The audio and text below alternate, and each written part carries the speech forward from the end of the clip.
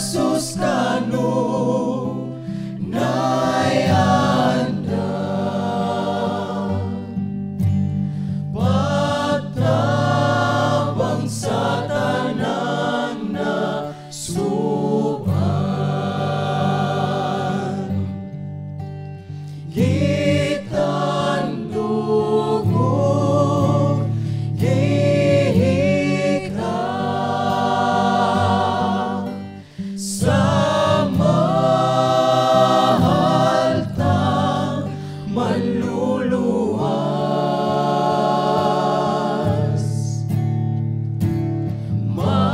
matun niya makan tuzlang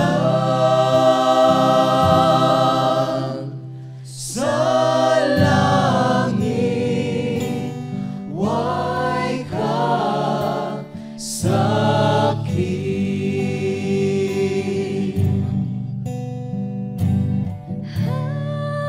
Jesus akong hikablagan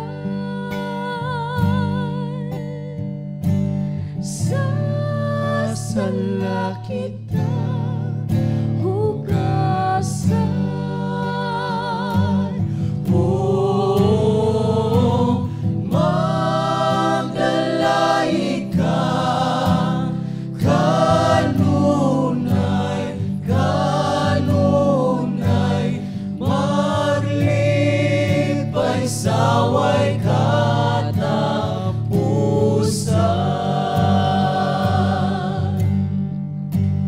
gitan dugo gihika sa mahal tang manluluwas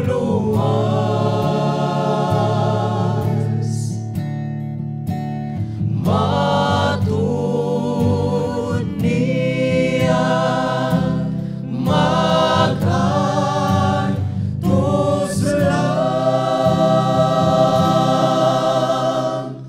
sa langit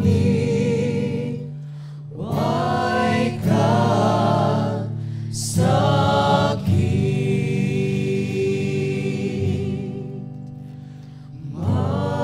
matun niya makan tuzlang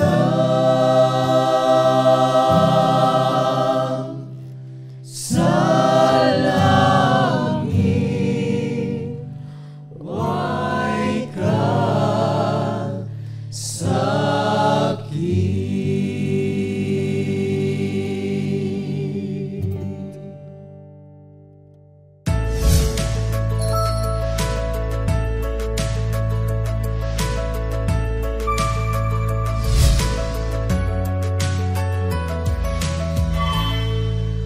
Mayong gabi mga kaigsunan, karon na sab aniya kita sa atong padayon nga pagtuon mahitungod nini nga suhito sa pag hibaloon sa na ang atong panahon karon. Aniya kita sa panahon nga masamok sa naglahi nga mahinungdan sa kasamok sa balatian di nakahasol sa atong mga nahuna nagahatag kini og kahadlok tungod kay mapiktuhan ang tanan tungod nini mga balatian. Kung ikaw magabalatian ang imong lawas magkaluya o kini makadaot usab sa atong mga panahuna. Kung magsakit kita labaw kasayon ang pagkaluya o gani pagkagool. Nagkasakit ba ikaw sulod sa kasimana? Unsa may imong gibati pagkatapos sa semana? Kung nagkasakit ka sulod sa duha ka semana. Panahon sa pandemya sa COVID-19, kadto natakbuyan sa mao nga balatian, ang taho sa daghan kayo nga mga timaan sa panglawas, lakip ang grabe nga hilanat, sundan sa pagtakig, sakit kayo nga mga kusog o kaunuran, walay hunong sa pagubo. Lisod nga paginhawa, karat at tutunlan, sakit kayo ang ulo o kapoy. Usa ka biktima nagkanayon, ang akong gibati, daw malumos ko. o lain nagdugang makalisan kaayo ang mga gabi. Musaka nga akong temperatura daw masunog akong lawas sa taas ng hilanat ug dayon takigan ko. Apan labaw tanan kuyawan ko nga maginusara sa paglahi kanako gikan sa uban. Usa ka dakong sakputanan ini nga pandemya mao ang virus mananakod kayo sa pagkaagi. Nga matakbuyan nga tao magaantos kanunay sa mag-inusara. Ang mga minahal maglisod sa pagtiman kanila nga ila gyud unta nga kikinahanglan. Makasubo nga ang ubang mga tao nangamatay lang gani sa kamingaw sa lawag sa tambalanan. Mabulag sa ilang mga pamilya. Daw dili katuhan nga nag-anto sa grabe nga kahimtang sa coronavirus sulod sa duha ka semana. Panunsa ka kung magsakit ka sulod sa napulog duha ka tuig. Kung ikaw mobatyag og kanunay nga kasakit o sa balatian, unya isipon ka nga usa ka sinilikway gilahi gikan sa pamilya sa dang mga katuigan. Ang Ebanghelyo ni San Marcos record sa usa ka sugilanon sa usa ka babae nga nagaanto sulod sa napulog duha ka mga tuig. Ato nabasa sa Marcos 5:25 nagaingon, karon usa ka babae nga nagatalinugo sulod sa napulog duha ka mga tuig. Sa kanunay nagadugo ang iyang mga bisti namansahan sa kanunay nga nagawas nga dugo. Siya naluya ikapuyan niwang nga kayo og labaw sa tanan, siya dili na makaisinati og mainit nga pagkakos sa uban. Dili na siya malingaw sa paghalog sa mga gagmayng bata nga magalingkod siyang paa. Kini nakapadiskurahe kaniya, nakahatag kaniya og kaguol.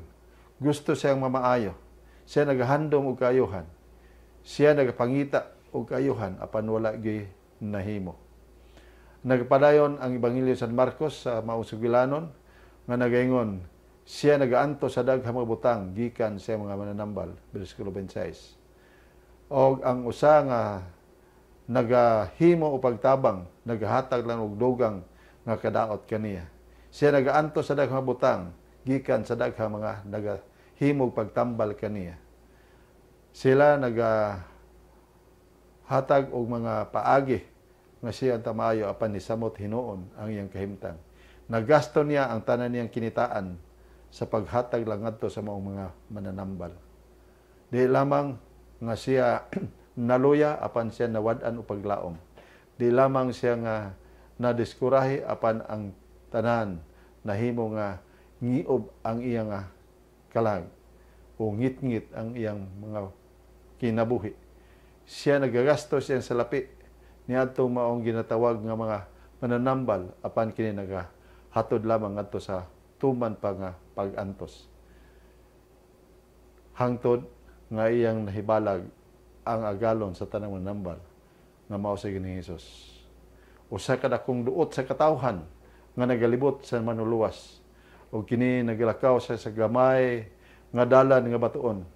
Ang mga tao nagaduot paduol kaniya og ang maong kabus ng babae nagapamalandong kung siya makahimo bakha sa pagpaduol ngadto kaniya aron siya makabaton o maghangyo nga siya pag-ayohon.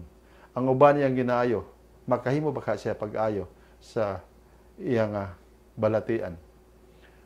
Ang maong Ebanghelyo ni San Marcos nagapadayon sa pagingon sa bersikulo 28 nga ang babae nagahuna-huna nga kung ako makahikap lamang sa biste, ako mamaayo. O si San Lucas usab nagahimo sa pag-record sa maong sugilanon kasi Lucas usaman ka doktor. Siya nagahatag usa ka takdo nga pagsaysay og naigon siya ang maong babae dili gayud mamaayo sa bisan unsa sa bisan kinsa pa nga mga mananambal. Ang kaayuhan nga gisgutan nini sa Biblia nagagikan kini sa pulo nga therapy. No therapy could be found for her. Wagay kaayuhan nga makaplagan alang kaniya. Og ang iya lamang paglaom mao ang pagduol ngadto kay Hesus. Kung siya dili mahatag kaayuhan ang iyang kinabuhi, wa nagay paglaom. Ang iyang balatian, wala nagay pagkaayuhan.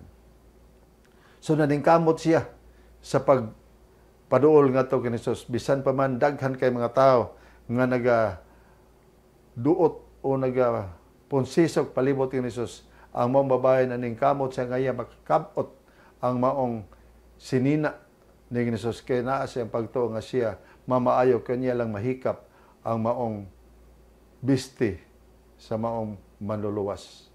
O sa diha nga iyang na hikapan ang maong bisti ni Hesus, ang maong pagbati sa kasakit na wala, naayo sa kaayuhan nga usa ka milagro. Ang mga babae gitawag ni Hesus o ningon si Hesus nga to kaniya, anak, pagmalinawon o pagmalipayon, kayong pagtuo mo'y nag-aayo kanimo. Ang mga babae, usa siya sa daghan kayo nagapaningkamot sa pagpaduol ng Ginoong Hesus. O si Hesus, sulti nga to kaniya, usa ka pulong sa pagdasig, nga nagaingon, anak, be of good cheer. Your faith has made you well. So, ang maong pulong sa maong kaayuhan, gigamit kini sa bagong tugon sa usa ka katos kay gayon nga kini nagkapasabot nga kaluwasan. Ang kaluwasan gikan kini Hesus nagahatag sa kaingpitan sa kayuhan ngadto kaniya. Ang iyang pagtuo nagahatag kini og katinuoran sa pagkabalaan ni Ginoong Hesus. Ang iyang mahigugmaon nga kaluoy, iyang gipadayag diha sa grasya sa desperado, walay paglaom nga babae o kini nagahatag kini kaayuhan pag-usab. Ang iyang panglawas, ang iyang utoknon nga bahin o iyang balatianon o emosyonal o espirituhanon nga kahimtang kini giayo ni Hesus. Mao kini ang buhat ni Hesus. Ang atong hingpit nga maayong panglawas mo'y gitinguha ni Hesus kay siya nagatinguha man kanato nga iyang mahatagan sa hingpit nga kayuhan. Tilawala nining kalibutan nga din aniya kita nagapuyo nga tugub puno sa mga balatian pag-antos o labaw tanan sa kamatayon. Ang kinabuhi ni Hesus, ang iyang kalabuton mo ang pagpahiuli. Pinagi sa mensahe ang iyang hulagway nga tawhanon. Siya naghatag og pagpahiuli sa tibuok nato nga kahimtang sa atong pagkatao, sa physical o mental o emotional o spiritual healing ug mao kana ang ginapadayag diha sa ebanghelyo ni San Juan. Sa Juan 10 bersikulo 10 naingon si Hesus, ang kawatan wala magani gawa sa pagpangawat o pagpatay o pagdaot. Apan ako miani aron sila makabato kinabuhi o sila makabato niini diha sa kadagaya gayon. Ang kaaway, ang yawa, gusto nga mulaglag sa atong panglawas. Apan si Hesus gusto nga papahuli niini. Ang kaaway, ang yawa, gusto nga mapaluya kanato. Apan si Hesus gusto kita madasig. Ang yawa, gusto kita mapukan.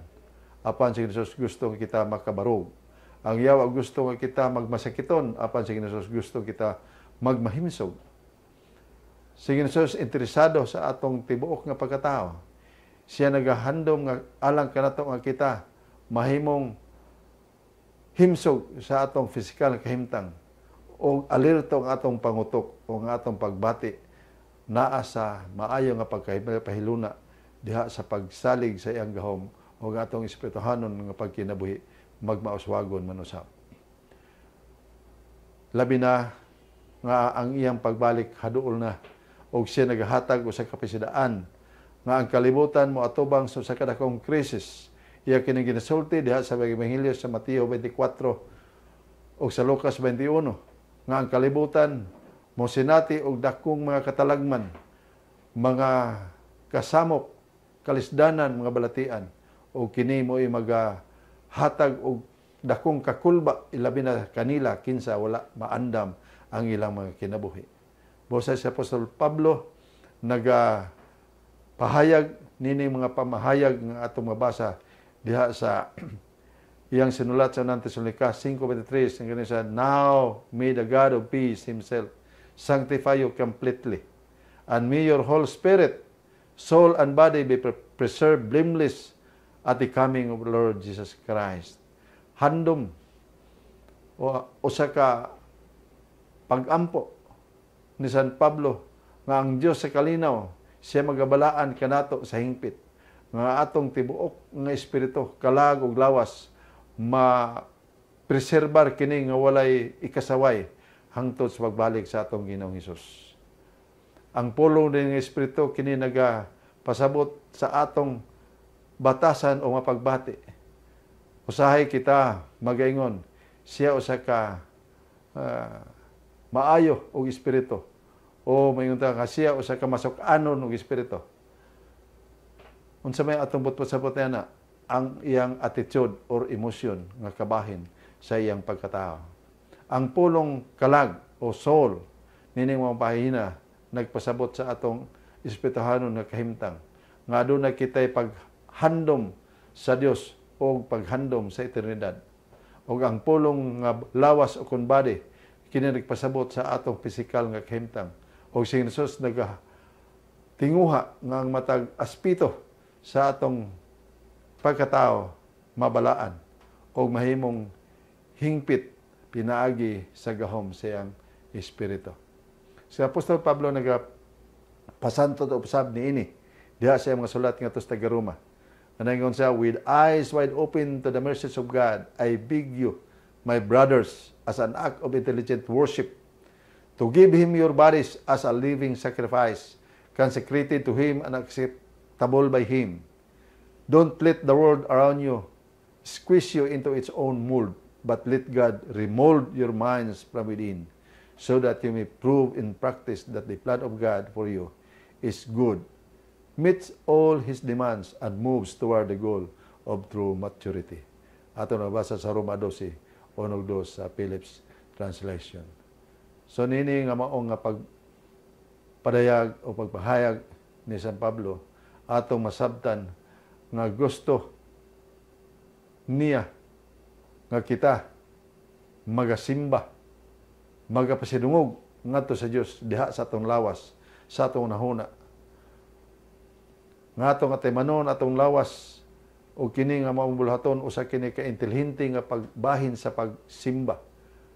Ang atong human kita nga ginalalang sa atong magalalang, kita usab magatima sa atong lawas o nini nga paagi atong kipasidunggan ang atong magbubuhat.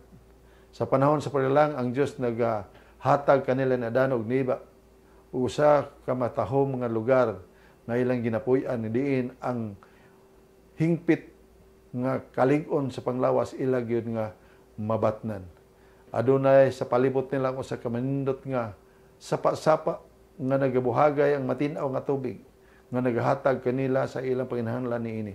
Mga prutas, mga lugas, mga liso, o uban mga matang sa mga tanon diha sa kabudan sa gyud. Ang natural nga pagkaon nga gihatag sa Dios kini nasangkapan sa tanan gayud nga nutrihina nga kinahanglan sa atong lawas nga mahimo kining balig-on. Ang atong unang ginikanan naga-ehersisyo diha sa ilalom sa silaw sa adlaw uban sa presko nga hangin. Ang ilang mga lawas na mintinar ang kalig-on ingon nga mao'y tumong sa Dios sa pagbuhat nini kanila. Ang kagabion magadala sa usa ka mabugnaw nga tunog og sa matag adlaw sila magapahulay diha sa gugma o pag-amuma sa Dios. Sa ikapitong adlaw nga mao ipapahulay sila mosulod ngadto sa kasinatian so sa kalalom nga pagsalig sa diha nga sila magasimba sila magdalalang so sa kapinasay nga adlaw nga iyang ginabalaan o gigahin alang sa pagsimba. Ang atong naminikanan nagpuyo so sa kakalibutan nga gawas sa kasamok, gawas sa kabalaka, gawas sa mablatian. Kalinaw o kalipay mo'y anaa diha sa mga dapit nga ilang ginapuy-an. Ang ilang kasing-kasing na puno sa gugma alang sa Dios ug alang sa usag-usa. Mo'y tinguha sa Dios nga kini atong madiskubrihan ang mga prinsipyo gikan sa maong dapit sa idin aron magiyahan ang atong kinabuhi karon. Ang paglalang dili lamang usa ka buhat sa Dios sa milabay mga daghang mga katuigan apan kini usa ka modelo alang kanato unsaon nato ang pagkinabuhi karon. Ang Dios dili siya interesente o wala niya gitinguha.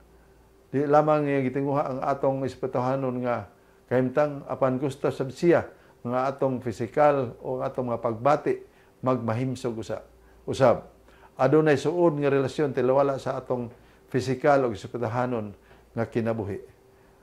Si Apostol Juan nagapahayag siya sa iyang sulat, ikatulo niyang sulat, bersikulo 2, unsay ang giningon, mga hinigugma, ako nagaampo nga kamo pagmasuagon sa tanang mga butang o diha sa maayong panlawas ingon nagmasuagon usab ang inyong kalag. Ang sinsya nagapamatuod usab niini. Sa milabay nga daghang mga katuigan, ang World Health Organization naghatag usa ka definition mahitungod sa panglawas nga usa kini ka estado nga kompleto diha sa physical, sa mental, social nga kahimtang o adunay gidugang nini nga ikaupat nga elemento nga kinahanglan nga mao ang espirituhanon. Sa tuig 2010, adunay ginahimo nga mga pagtuon kapin sa 2,000 ka mga pagtuon nga ilang ginaobserbahan nga ang usa kabahin sa pagpalig-on sa atong panglawas mao ang pagka-relihiyoso. Mga balatian nagkadaghan na karon o kini siya resulta sa sayop nga paagis pagkinabuhi. Ang Biblia nagatudlo unsa ang angay nga sundon diha nga mabatna nimo ang maayong panglawas. Karon nagakakusog ang pag-uswag sa mga balatian nga mo'y number 1 sa listahan nga mopatay sa mga kinabuhi sa tao o kini mo kuha sa kinabuhi sa labi pang sayo o kini mo balatian na mo ang sakit sa kasing-kasing, mga atake, kanser o kini mo idaghan karon nga atong masinati sa palibot nato. O ilang nadiskubrahan nga ang pagtuo mao kini magagiya sa mga katawhan ngadto sa saka maayo nga panglawas. Gamay lamang ang mga tawo nga relihiyoso o adunay usa ka lalong nga panagsuod diha sa Dios nga sila nagahimo pagpanabako, nagaabusar sa alkohol o nagagamit sa mga makadaot ng mga drogas. Sila nagahimo mga pag-ehersisyo, nagakaon sila og daghang mga nutritious mga pagkaon ug ilang ginampingan ang mga oras sa ilang mga pagpahulay. Sa diha mga tawo magatuo nga sila gihimo sa Dios o gilalang sa Dios. Ang ilang lawas mao ang templo sa Espiritu sa Dios. Ang ilang pagpili sa maayo nga panglawas daagid sa positibo nga kahimtang. Dunay mga giya o dunay giya nga gihatag ang si Apostol Pablo kanato. Nga iya kining gisulat diha sa unang Korinto 10:31. Unsay giningon? Therefore, whatever you eat or drink, or whatever you do all to the glory of God. Bisan unsa ang atong kaunon, inumon, o atong pagbuhaton, kining tanan, ato gyud paghimuon alang sa himaya sa Dios. Ang mga katawhan sa pagtuo, nahimo siyang matinagdanon sa ilang panglawas o nagapili sa pagkinabuhi nga labing mahimsog. Tingali ikaw matingala, nga ang uban adunay mga pagpili sa ilang panglawas nga wala nila masinati ang pag-uswag. Ang usa ka pagsusi o pagtuon sa Harvard University nga ilang na katunan nga ang atong batasan o ang atong health choices kini siya adunay kabahin mahitungod sa pagpataas sa atong kinabuhi. Ug mao kini lang nadiskubrihan sa ilang pagtuon nga madugangan at least 10 years ug mao kini ang ilang mga habits kini ni magkakaon sila, eating a healthy diet, exercising regularly, keeping a healthy body weight, not drinking too much alcohol, and not smoking. Maintaining these habits during adulthood may add more than a decade to life expectancy. according to a new study led by the Harvard T.H. Chan School of Public Health. Researchers also found that American women and men who maintain the healthiest lifestyle were 82% less likely to die from cardiovascular disease and 65% less likely to die from cancer when compared with those with the least healthy lifestyle over the course of the roughly 30-year study period. So meaning, kung ato sunod gyud ang tanan nga mga estilos pagkinabuhi nga maghatag og kaligon sa atong lawas, mas dugay kita mga matay compare ni atong wala lang magpakabana nining mga prinsipyo sa maayong panglawas.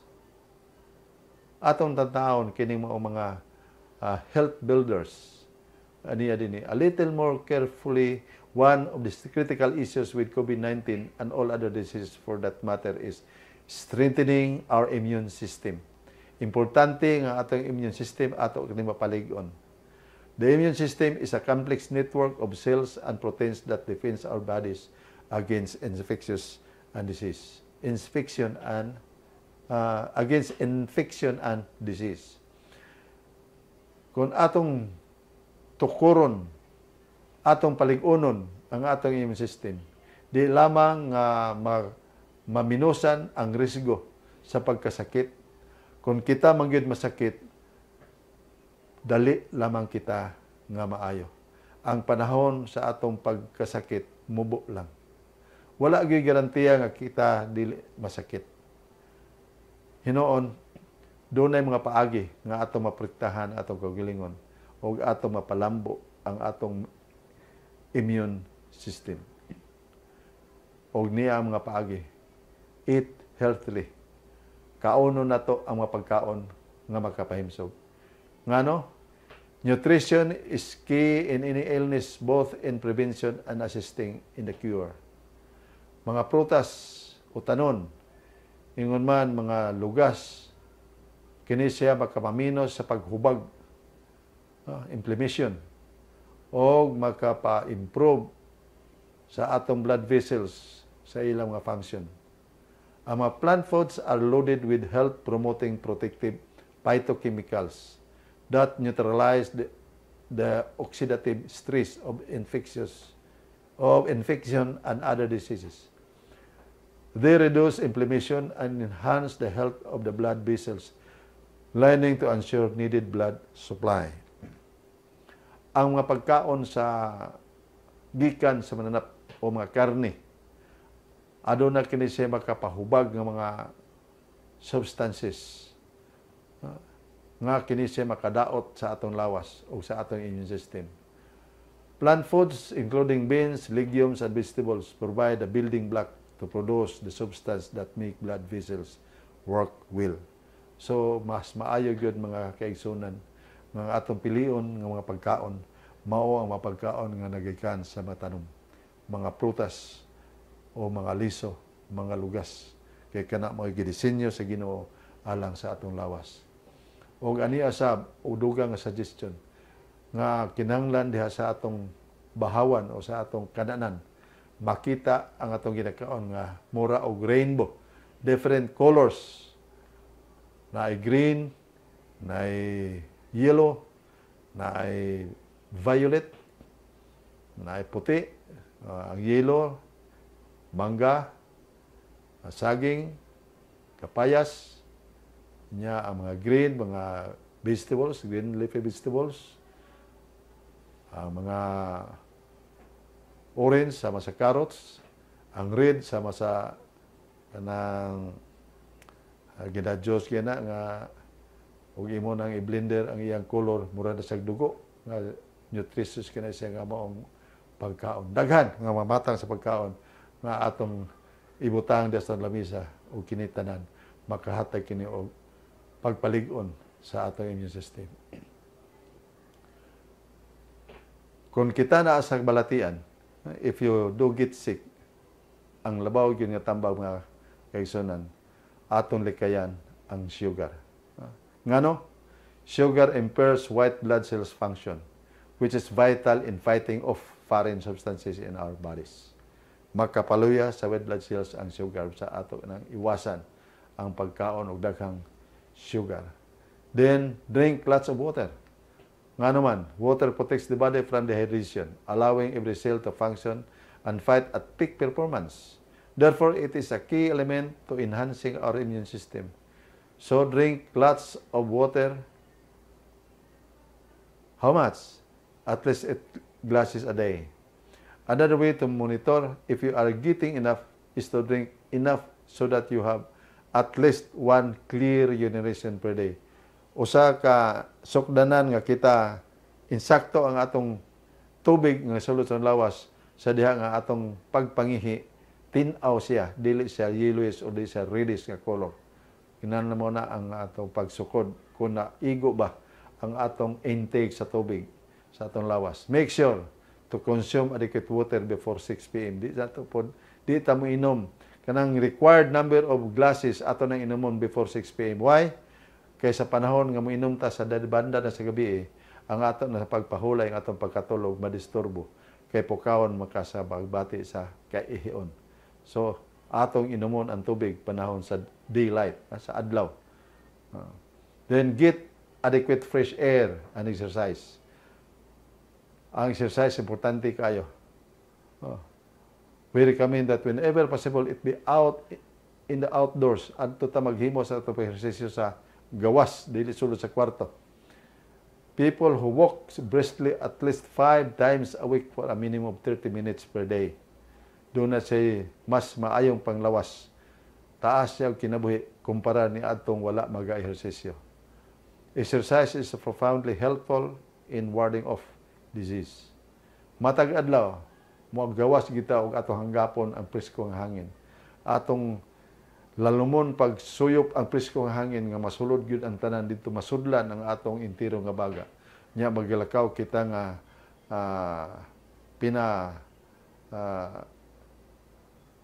straight gyud ang atong lawas, di ta magtiko ang atong baga diya sa likod, di ta magbako. Kung naata nagpuyo sa syudad, bangita ta ko sa kaparke o dapit nga din kita maglakaw din kanadapitan ay daghang mga kahoy nga gatubo. It is unhelpful to breathe in the polluted air from the exhaust of vehicle in the traffic jam streets of our crowded cities.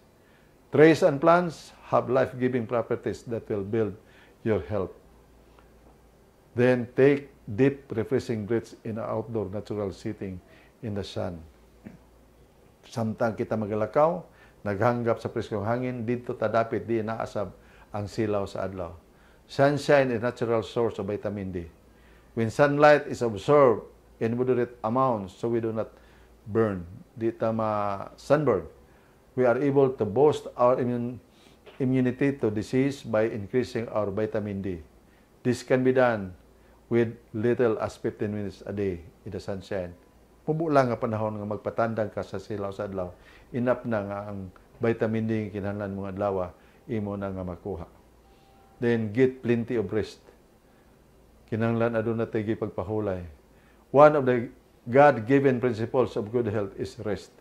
When we are ill, our bodies recover best when we rest.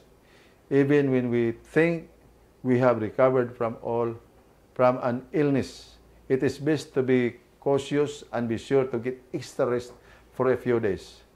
This is particularly important with COVID-19 because we don't know for sure when recovery occurs. Genetic material from the virus may be shed off for up to 4 weeks. Rest is an important part of being a good health plan. In fact, that's why once a week God has given us the 70th Sabbath as a day of rest from the stresses of life.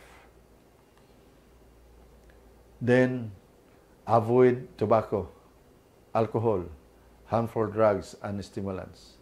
Cigarette smoking is the most preventable cause of death in the world. It contributes hundreds of thousands of deaths each year. It is a major risk factor for heart disease, lung cancer, type 2 diabetes, and a host of other lifestyle diseases. It weakens the immune system, contributes to gum disease, heightens the risk of infertility, and a cause of blood clots. Alcohol also a major contributor to premature death. It is a cause of some types of cancer, heart disease, and liver damage. Along with tobacco, it is dangerous addictive. Excessive drinking leads to depression and numerous unintentional injuries, including car accidents.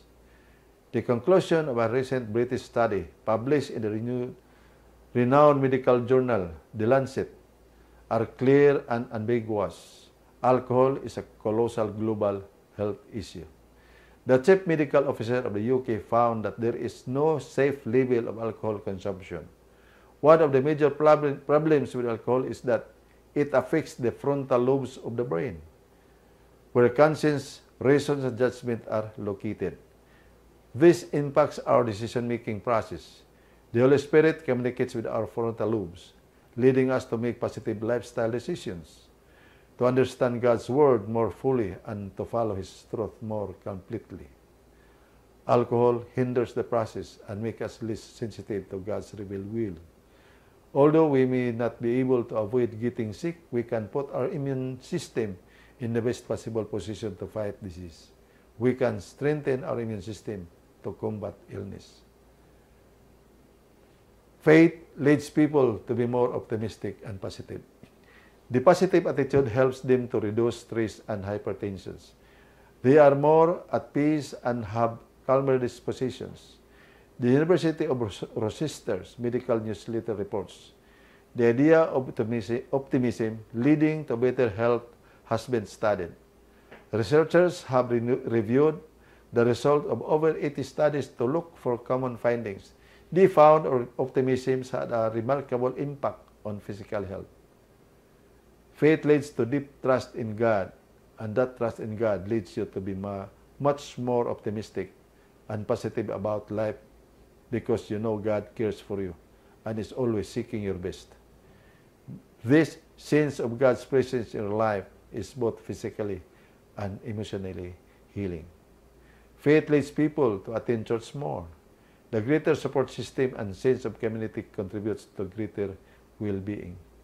The University of California, Berkeley reported in 2002 the result of a 31-year study of more than 6,500 adults in Alameda, California.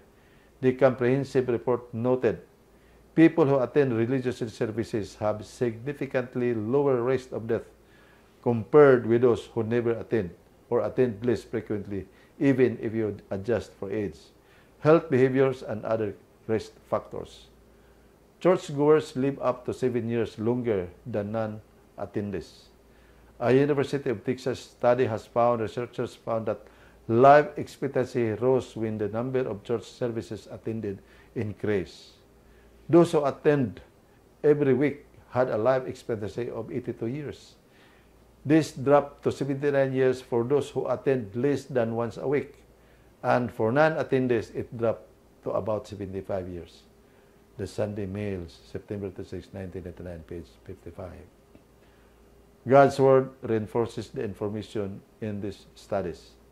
We can read it in Hebrews 10, 23-25, says, "Let us hold fast the confession of our hope without wavering.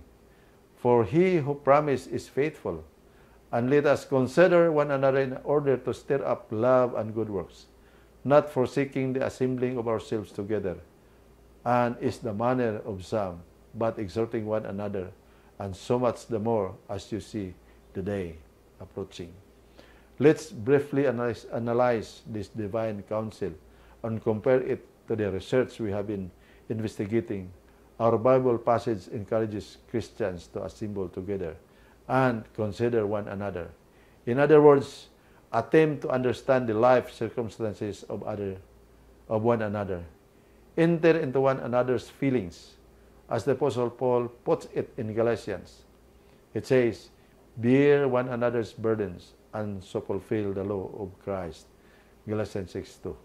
Someone has said, anyone wrapped up in themselves is a very small package.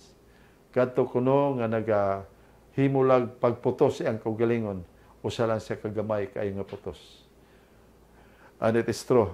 A community of faith enables us to relate on a level of unselfish concern for one another. This attitude of consideration for one another is helpful for the one who shares his life with another and for the one who receives the selfless sharing. stir up love, or motivate, inspire, lift one another.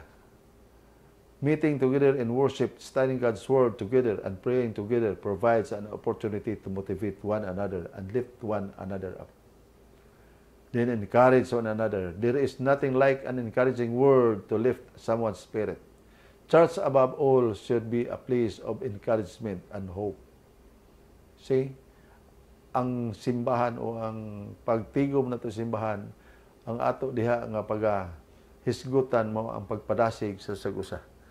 How do you feel when someone compliments you? It cheers you up and brings joy to your life. These positive, healthy thoughts are life-giving. How to make positive changes? You may be wondering, how can I make positive changes in my life? Where can I find the strength to put into practice good health habits?